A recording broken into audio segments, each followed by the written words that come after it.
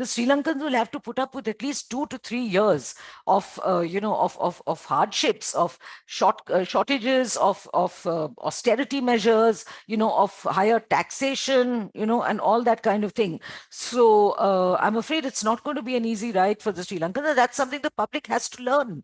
They have to know that. They have to accept it. You cannot expect somebody to just come in and, do miracles overnight. It's not going to happen. This week, Sri Lanka will pick its new president, and whoever that is, his task will be cut out for him. For months now, Sri Lankans have been struggling to feed their families and fill fuel in their cars. Facing its worst economic crisis in decades, Sri Lanka needs to put its political house in order to begin fixing its economy, and both need to happen fast. Ranil Wickremesinghe, the Prime Minister appointed by Gotabaya Rajapaksa, is now the country's acting president. So finally, now it has boiled down to a real resignation letter, which came by email, which was authenticated by the speaker. And this is under the clause resignation, which means that Ranil has a shelf life of only till the point in time when the vote is held. And of course, he will be running for president again, and he is likely to have an upper hand in this scenario, not only because he's the most experienced politician, but also because he is, he would have already been in place for at least 10 or 12 days as acting president. So that sometimes tends to help psychologically. And he has the support of the Podujana Peramuna party, of the of the Rajapaksas, which still has a slim majority in parliament. But it's early days, Arun, because there are about 40-45 members. These are people who abandoned support, gave up supporting the ruling party. Most of them are from the SLFP, the Sri Lanka Freedom Party, which is the original party that all the Rajapaksas, that Mahinda Rajapaksa belonged to before he set up the PPP. So, the whole big thing has turned into a game of wheeling, dealing, and, not horse trading yet, but still, lobbying hard for votes and that kind of thing. And I am afraid, I sometimes have been getting the impression the last 2 or 3 days that they're somewhat losing sight of the wood for the trees. The biggest crisis at the moment, Arun, as you know, is the economic crisis. It is of burning urgency. So I think these are, political formalities and shenanigans which should really be set aside, and people should just get on with the job. Why can't Sri Lanka simply hold fresh elections? That the reason that the elections cannot be held now is because the parliament has to volunteer to dissolve the election. That's when you can have a snap election. And neither the speaker nor the PM nor the president are authorized to do that. The president has the power, and as far as the presidential power to dissolve the parliament is concerned, he can only do that after March next year. They're not really in a position to hold elections right now. I mean, they have no money. They're in extremely bad shape. So I don't think it's a very wise thing, because even a snap election will cost a lot of money. There's no doubt of that. So I think that's another thing that's holding them back. Wouldn't the Rajapaksas still have indirect control, since their party still has a slim majority in the existing house? Absolutely. I mean, there's no doubt of that. I did an interview with Mr. Namal Rajapaksa, the son of Mr. Mahinda Rajapaksa, who was in the same cabinet as sports minister, who also resigned along with all the other Rajapaksas. And I did this last month when I was covering the crisis. And at that time, he said something very interesting. He said that, that big victory in 2019 of my uncle Gotabaya would not have happened without the groundswell of support for Mahinda. And I actually agree with him. It was not Gotabaya who came to power on his own steam, because Gotabaya did not have a voter base. He'd never run for elections in his life before.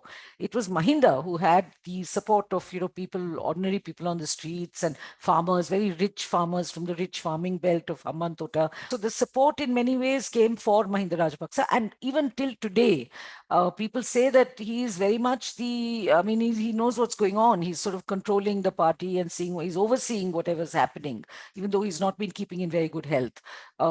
So yes, they are very much, Mahinda Rajapaksa is very much in the shadows, and he's very much in charge of that party. I've observed him from close quarters, and he is an absolute political animal.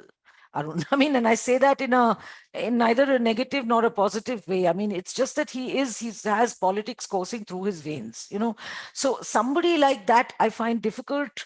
I find it a little hard to say that look, he's not going to be back in politics actively. I doubt that very much. Maybe not. Maybe he won't run. Maybe he won't campaign so much, you know, if his health doesn't allow him.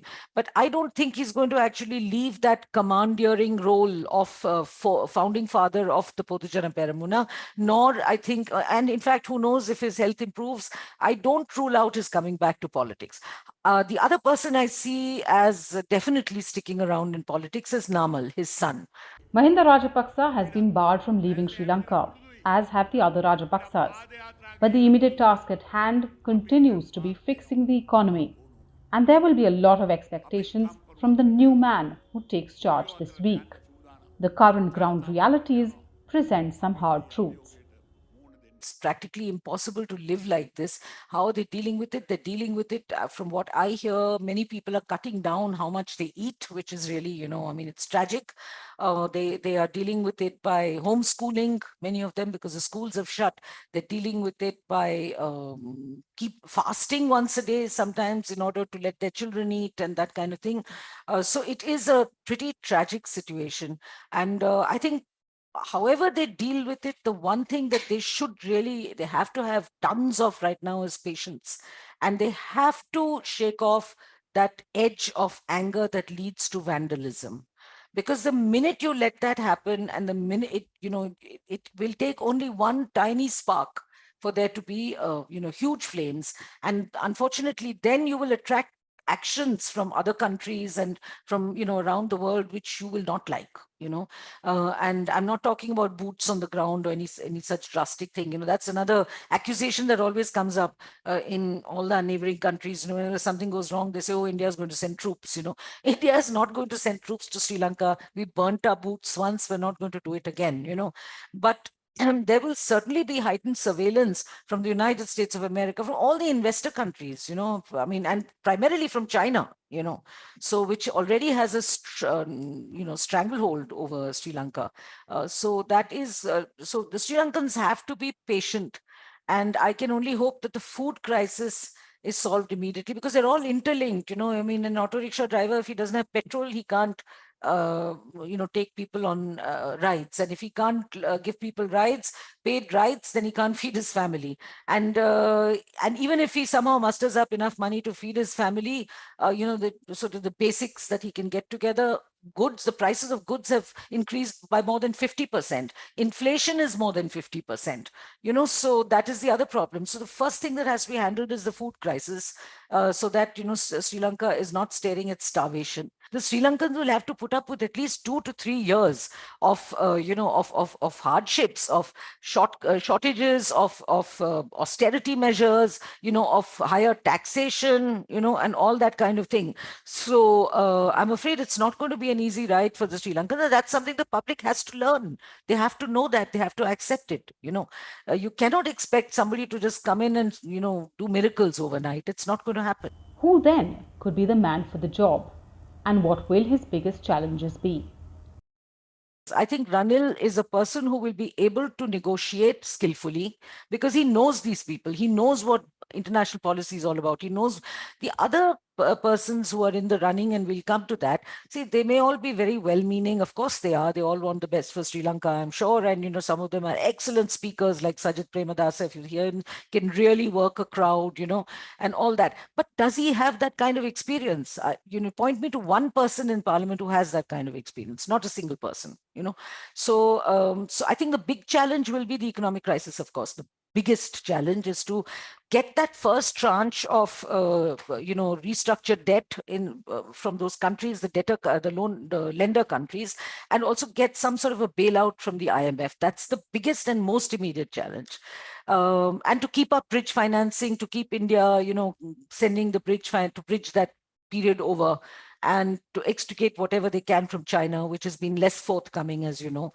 So this is the biggest challenge. The second biggest challenge for Ranil will be to, pacify and mollify the crowd, you know, because they're not going to, I mean, they made it very clear, and they're saying it even now, you know, that we're not going to accept Ranil as prime minister, president, because primarily because even those who like Ranil, on a personal basis, are saying primarily because he was not elected to parliament. He lost bitterly at the last election, and he has one seat, and that is a nominated seat. So that is the reason why. How can he, now suddenly become? He was acting, even to make him prime minister was wrong, and now to make him president will be even worse. But somewhere down the line, people are forgetting, and this was reminded. I was reminded of this yesterday when I was listening to another Sri Lankan parliamentarian speak. That look, did you imagine in 2019 when Gotabaya Rajapaksa got 52 point something percent, 52.5% of the vote share and became president? Did you imagine on that day that today he has 0% of the vote share, the same Gotabaya, right? So similarly, the man who had 0%, and we accepted that, and he's been booted out. So the same way, the man who had 0% of the vote share in 2019, I mean, you have to also allow for some kind of changes and some kind of adjustments, and allow him to take on that role simply by looking at his qualifications, and by examining whether he is suited for the role, or who is best suited for the role to dealing with the IMF right now. A TY online report.